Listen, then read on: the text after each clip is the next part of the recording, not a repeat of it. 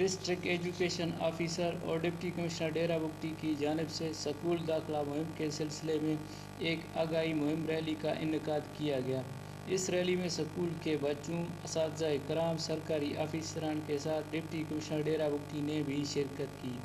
Rally D C house سے post office کے راستے ہوتے ہوئے پاکستان چوک پر پہنچا، جہاں پر ڈپٹی کمشنر ڈیرہ بگٹی جناب محمد طارق نے والدین سے اپیل کی کہ وہ اپنے پھول جیسے بچوں کو سکول میں داخل کروائیں اور پیارے بچوں کی سنہری مستقبل کے ساتھ علم دوست ہونے کا بھی ثبوت دیں۔ میں ڈیرہ بگٹی کے یہ جو معصوم بچے ہیں پھول نما، ان کا شکریہ ادا کرتا ہوں کہ اس گرم دھوپ میں میرے ساتھ نکلے ہیں، اپنے ٹیچر استادوں کے ساتھ اور لوگوں کے ساتھ نوٹیبل اور یہ معصوم بچے، ان سے ریکویسٹ، والدین سے ریکویسٹ کہ مہربانی کر کے اپنی بچیوں کو، اپنی بہنوں کو، اپنے بیٹوں کو اسکول میں داخل کروائیں تاکہ وہ تعلیم حاصل کر سکیں۔